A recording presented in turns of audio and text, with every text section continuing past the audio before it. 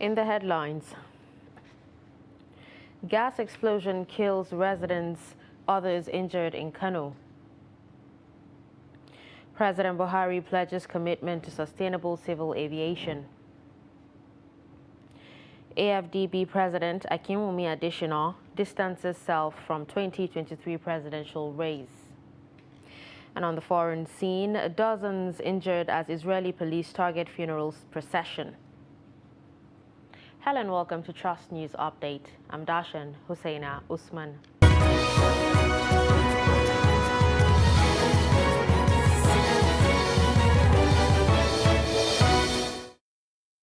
And now the news in detail.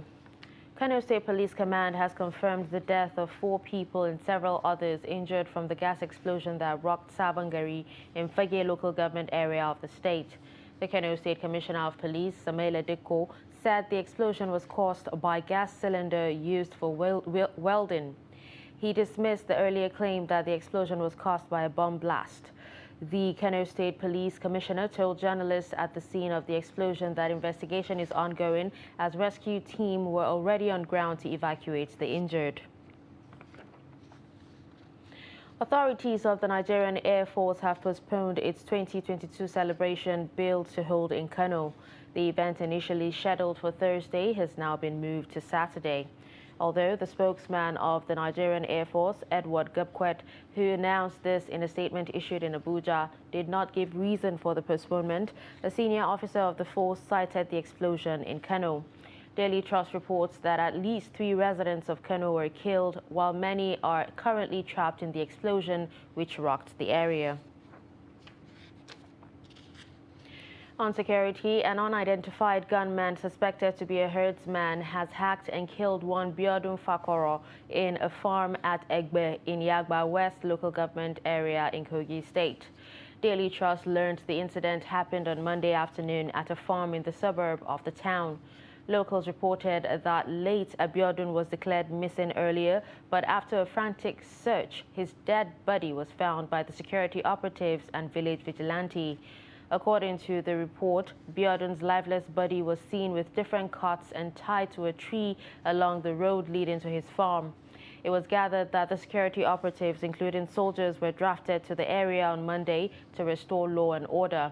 The Kogi State Police Command confirmed the incident. President Muhammadu Buhari on Tuesday said more investments will be channeled to the provision of infrastructure and facilities for safe, secure, environmentally friendly and sustainable civil aviation. The president, who received the Secretary General of International Civil Aviation Organization, Juan Carlos Salazar, at the State House, said Nigeria will support the ideals and aspirations of ICAO and achievement of its strategic objectives in collaboration with the other member states of the organization. The president told the ICAO delegation that he has approved the establishment of Aerospace University in Abuja to cater for research and development and provide manpower for the industry.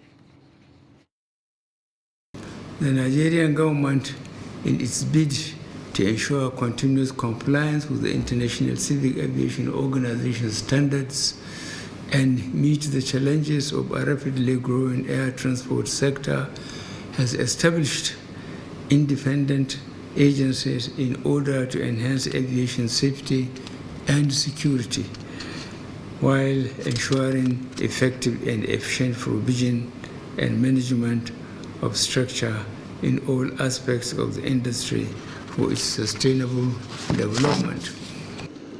We maintain this record within the ICAO Council overseeing the world affairs. And since you came and began to develop and implement a robust aviation roadmap, our profile has improved significantly within the international civil aviation system. And ICAO has recognized that. During your tenure, we host the world of aviation through 3 well-organized conferences of ICAO.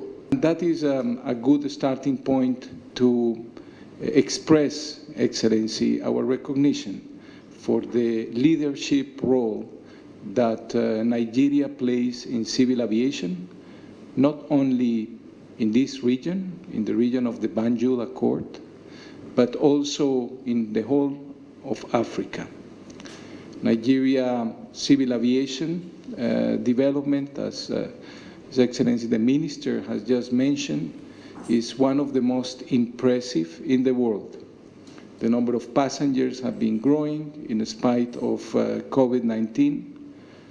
The number of airports have doubled, which represents a tremendous effort in improving the infrastructure for civil aviation. President of the African Development Bank, Dr. Kemi Adeosun, has ruled himself out of the 2023 presidential race in Nigeria. Adeosun made his position known in a statement on Tuesday after months of calls for him to join the race. It also came after a group had purchased the APC presidential nomination form for him. Adeosun, who thanked those calling for him to join the presidential race, maintained he was presently occupied with championing development for the African continent. In politics, over 40 aspirants are competing to be presidential candidates of the two major political parties ahead of the June 3rd deadline given by the Independent National Electoral Commission for parties to submit names of the candidates for the 2023 elections. Trustee Vice Shafi'u Suleiman x-rays some of the contenders and their chances of clinching the presidential tickets of their parties. Atiku Abubakar, a former vice president, party's flag bearer at different occasions, an aspirant with over 11 million votes in his kitty during the 2019 presidential election, a top-notch businessman with deep pockets. We should focus on the issues, not our differences. Let us unite and fight our common enemies. That is lack of unity, insecurity, poverty, inflation, and unemployment. Bukola Saraki, a two-term governor, a former Senate president, a former chairman Nigeria's Governors Forum, several-time presidential aspirant with understanding of party politics and relative financial muscle. Nyesom Wike, a two-term governor of oil-rich Rivers State, is relatively known outside the South-South politics. In the ruling APC, the incumbent Vice President Yemi Oshibanjo, a former Lagos State Commissioner of Justice, his faith-based antecedents and a perceived betrayal many think will work against him. I had the honor of serving under a transparent leader, President Muhammadu Buhari, one who exposed me very diligently to all that there is to know about governing a complex. Next is national leader of the All Progressives Congress, APC, Bola Tinubu, who midwifed the birth of the party at inception. Two-term governor of Lagos State, mentored successful politicians.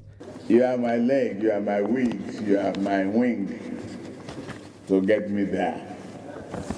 And I promise you, I will not let you down. Rotimi Amaechi, Taban da Dan Amanan Daura, trustworthy son of the Daura Emirate, as a two-term governor, a former speaker, transportation minister for nearly 8 years.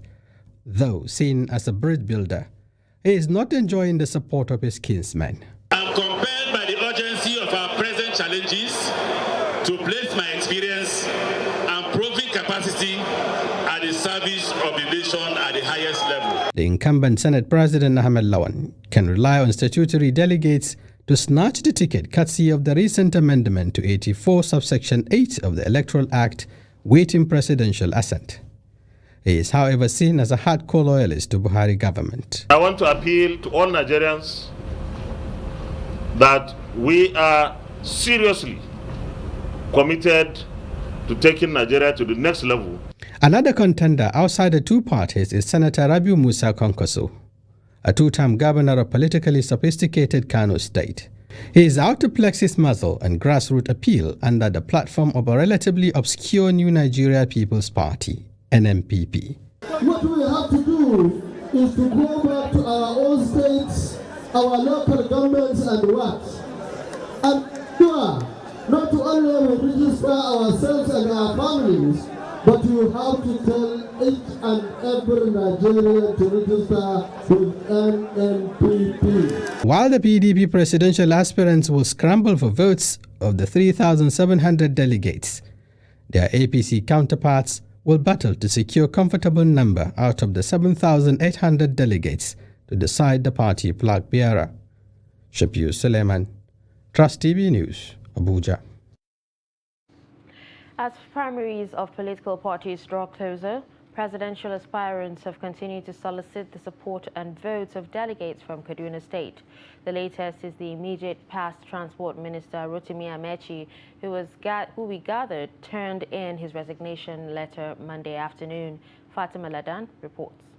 As primaries of political parties draw closer, presidential aspirants have continued to solicit the support and votes of delegates from Kaduna State.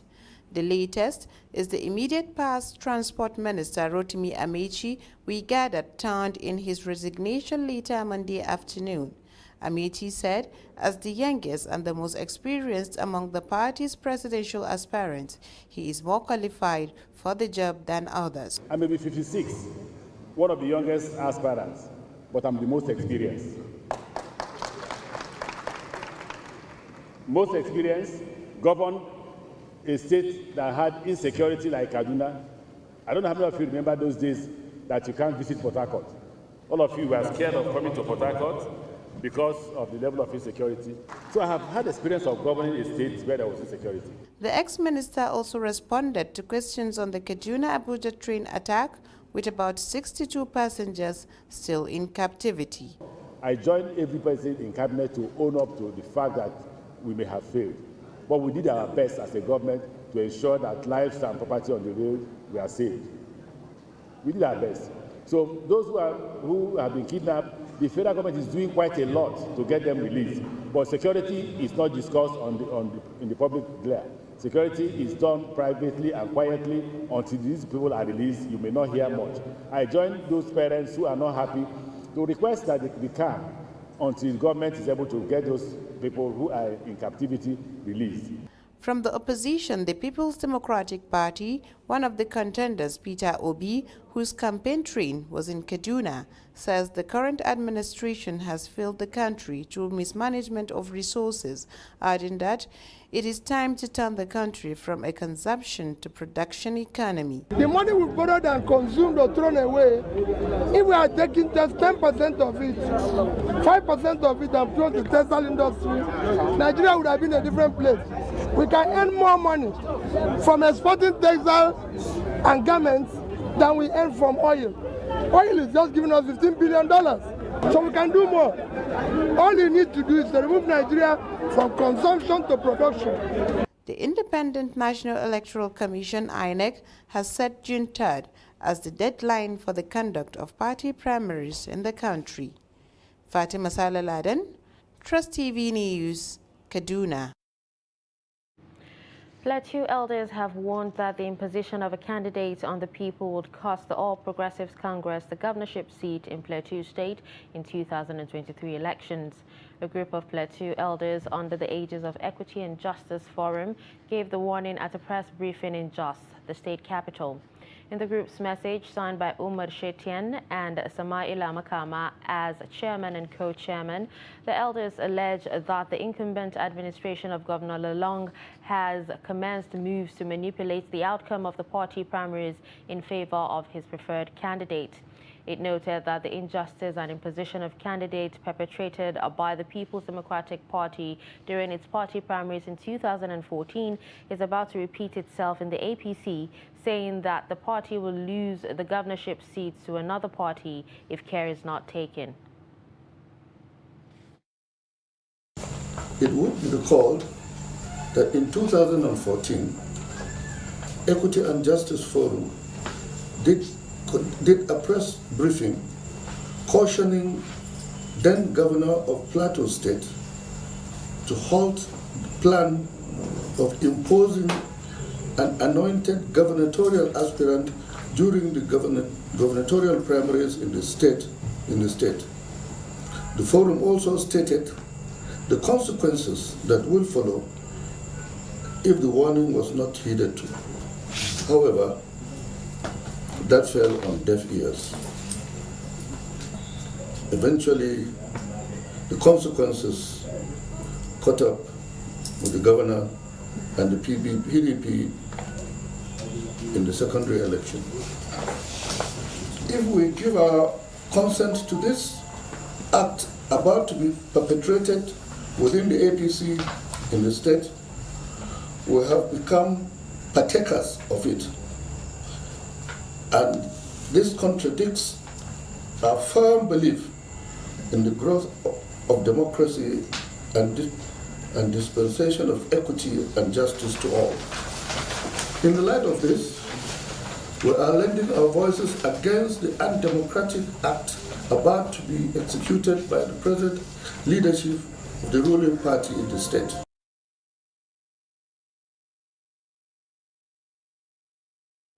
Nigeria's Accountant General Ahmed Idris has been arrested over alleged money laundering and diversion of public funds. Malam Idris was intercepted in Kano by operatives of the Economic and Financial Crimes Commission on Monday evening and is flown to Abuja, the nation's capital, for interrogation. The EFCC has for some time now been investigating a case of diversion of at least 80 billion naira in public funds, which was allegedly laundered through some bogus contracts. Investigators say the companies used in laundering the funds have allegedly been linked to family members and associates of the Accountant General. You're watching Trust News Update. Coming up after the break, a look at issues concerning family planning. Do stay with us.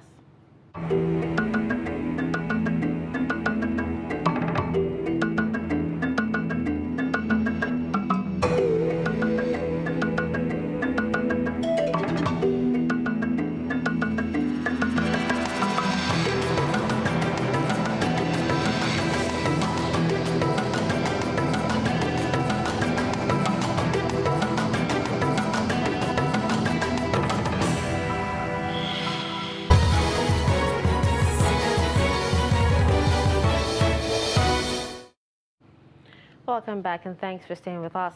Let's take a look at some of our top stories. We told you that a gas explosion kills residents, others injured in Kano. You also heard that President Buhari pledges commitment to sustainable civil aviation.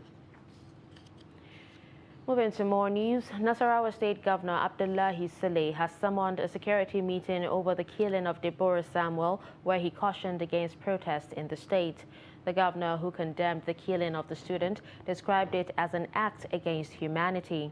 Saleh said the federal and Sokoto state governments are taking steps to address the matter, adding that his administration will not relent in its efforts to ensuring similar things did not happen in the state. The governor sympathized with the families of the late Deborah Samuel, the Christian community, and humanity as a whole. He appealed to leaders of Khan in the state not to join the protest because of the fragile nature of Nasarawa state and the fear that hoodlums might eventually hijack the peaceful protest to throw the state into anarchy.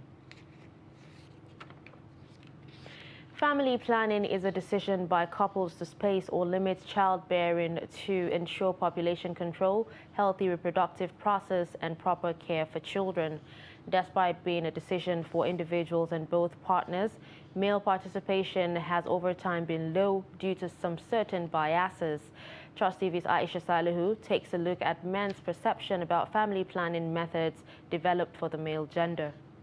Increased access to family planning services is one of the commitments of the Federal Ministry of Health and the World Health Organization to ensure safer families.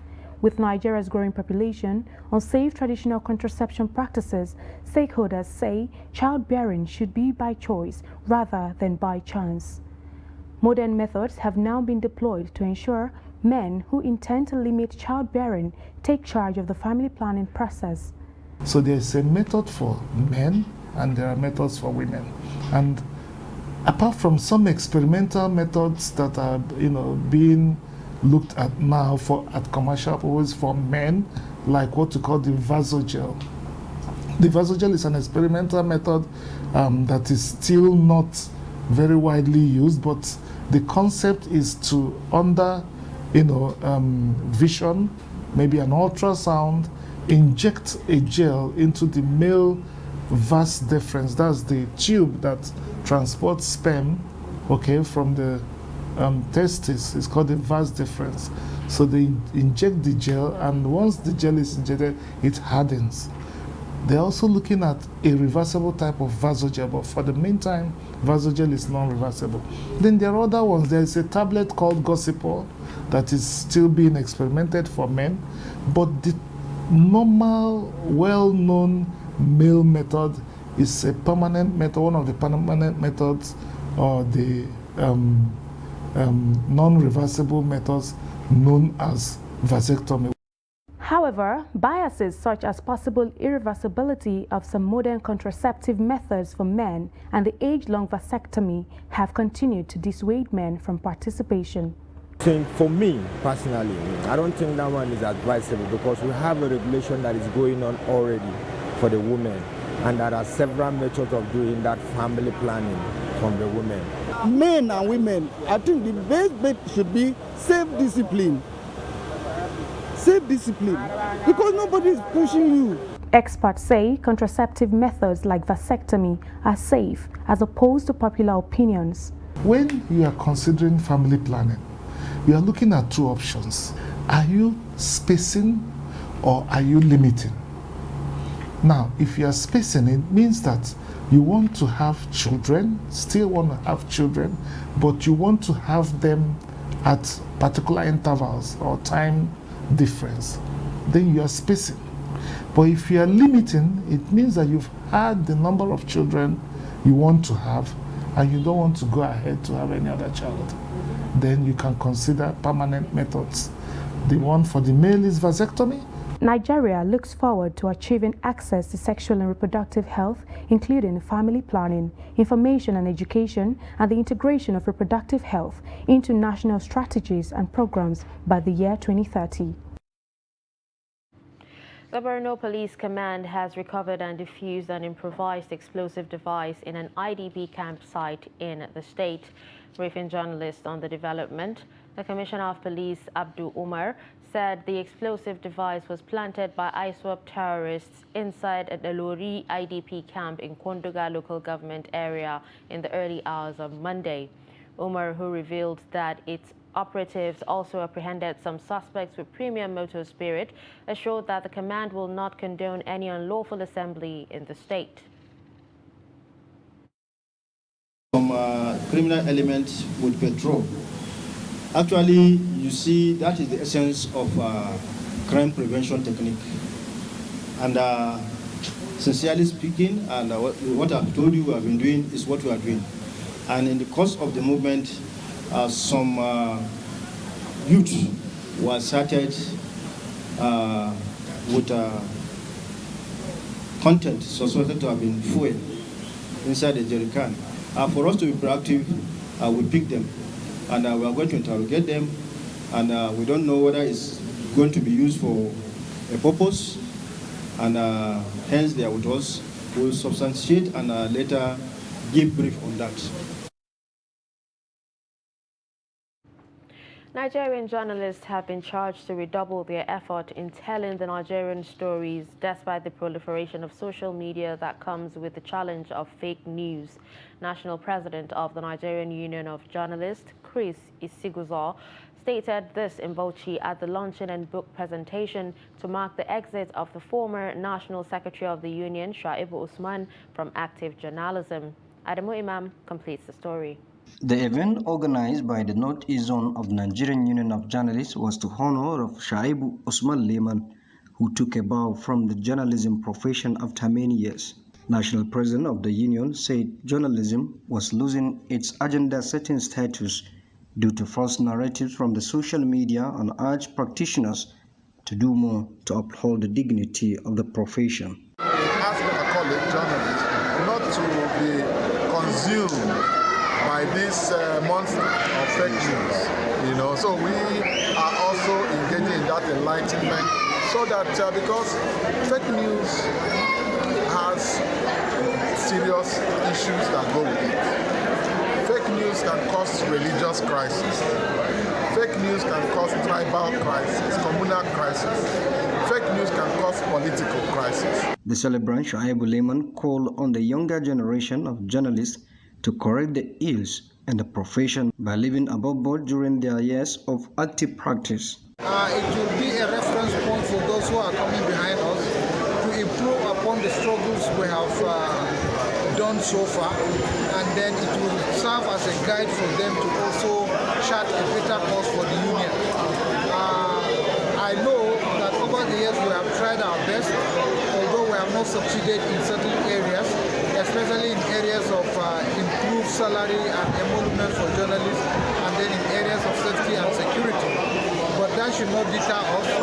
The struggle continues, and we are sure victory is certain. The State Governor Bala Muhammad, represented by the media advisor Mukhtar Gidado, called on journalists to partner with government in their approach to ensure national development. The book will particularly serve as a guide to upcoming journalists as well as referral material for students of journalism. Indeed, Bauchi State in particular, and the nation at large will, through this book, tap from the wealth of knowledge and experience of Mr. Lehman to move the union forward. Dignitaries from the media industry who graced the occasion in their separate remarks extolled the former Secretary of the Union for his contribution to profession and wish him well in his future endeavor. Adam Imam, Trust TV News, Bauchi. On the foreign scene, more than 17 Palestinians were injured after Israeli police shot tear gas canisters and rubber-coated bullets at a funeral procession for a young Palestinian man who had succumbed to injuries sustained at Al-Aqsa Mosque compound last month. Hundreds of mourners joined the funeral procession on Monday for Walid al-Sharif, who was pronounced dead on Saturday. Al-Sharif suffered a serious head injury on April 22nd after Israeli police fired rubber-coated bullets at Palestinians at Jerusalem's most sensitive holy site. Reports say Al-Sharif was shot in the head with a rubber-coated bullet, while Israeli authorities have suggested he died from injuries sustained when he fell on the ground. Israeli hospital officials declined to give a precise cause of death. And finally, in sports, World Football Governing Body FIFA has celebrated Azizat Oshoala for finishing as top scorer in the Primera Iberdrola Spanish Women's First Division. Oshoala concluded the season with 20 goals and 3 assists in 19 games, despite a 3-month injury-induced layoff. Geza Ferreira of Real Madrid also scored 20 goals, but did it in 27 appearances and recorded 1 assist. Reacting to Oshoala's Top Scorers Award, FIFA described her performance for Barcelona this term as perfect. Oshoala is among 32 players invited by Super Falcons coach Randy Waldrum for a 2-week camp in Morocco ahead of this year's CAF Women's Cup of Nations. And with this, we've come to the end of Trust News Update. I'm Dashan Husseina Usman. Thanks for watching.